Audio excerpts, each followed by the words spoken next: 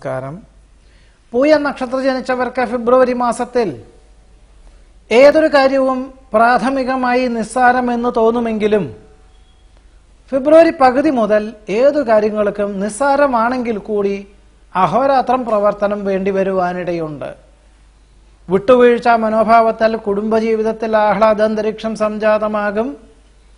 തൊഴിൽ മേഖലകളോട് ബന്ധപ്പെട്ട് സമ്മർദ്ദവും യാത്രാക്ലേശവും വർദ്ധിക്കുവാനിടയുണ്ട്. നിരവധി കാര്യങ്ങൾ ഏറ്റെടുക്കുന്നതിനാൽ ചിലതൊക്കെ വിട്ടുപോകുവാൻ സാധ്യത കാണുന്നു.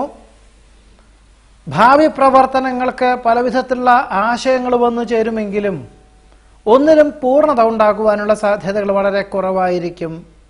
സാഹചര്യങ്ങളൊക്കെ അനുസരിച്ച് സംയുക്ത സംരംഭങ്ങളിൽ നിന്നും പിന്മാറുവാനുള്ള അവസരം ഉണ്ടായിത്തീരും. സ്വന്തമായ കർമ്മ മേഖലകൾക്ക് പല കാര്യങ്ങളും ചെയ്യുമെങ്കിലും പ്രവർത്തിക്കുമെങ്കിലും സ്വന്തം നിലയിൽ അനുഭവപ്രാപ്തി ഉണ്ടാകുവാനിടയില്ലെങ്കിലും മറ്റുള്ളവർക്ക് അത് ഉപകാരപ്രദമായി തീരുവാൻ സാധ്യത കാണുന്നു. മാതൃകാപരമായിട്ടുള്ള പ്രവർത്തനങ്ങൾക്ക് അനുമോദനങ്ങൾ വന്നു ചേരുവാനിടയുണ്ട്. വ്യവസ്ഥകൾ പാലിക്കുവാൻ വിട്ടുവീഴ്ച മനോഭാവം സ്വീകരിക്കേണ്ടതായ സാഹചര്യം ഉണ്ടായിത്തീരും.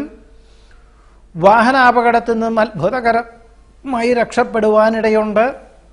ചിന്തിക്കുന്നതും പ്രവർത്തിക്കുന്നതുമായ കാര്യങ്ങൾക്ക് അന്തിമ നിമിഷത്തിൽ ഫലപ്രാപ്തി നേടുവാനിടയുണ്ട്.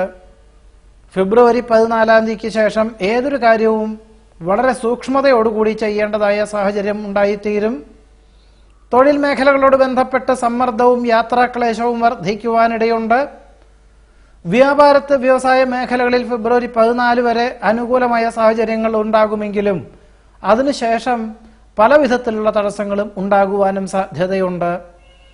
പദ്ധതി സമർപ്പണം, ശാസ്ത്ര പരീക്ഷണ നിരീക്ഷണങ്ങൾ മുതലായവയൊക്കെ തന്നെ ഫെബ്രുവരി 14 മുൻപ് നടത്തുന്നതായിരിക്കും നന്നാവുക. വാഹനം വാങ്ങിക്കുന്നതും അതിനു മുമ്പായിരിക്കും നന്നാവുക എന്ന് പറയുന്നു. പൂയ നക്ഷത്രം ജനിച്ചവർക്ക് ഫെബ്രുവരി മാസത്തിൽ ഉണ്ടാകാവുന്ന അനുഭവ ഫലങ്ങളാണ് പറഞ്ഞത്. നമസ്കാരം.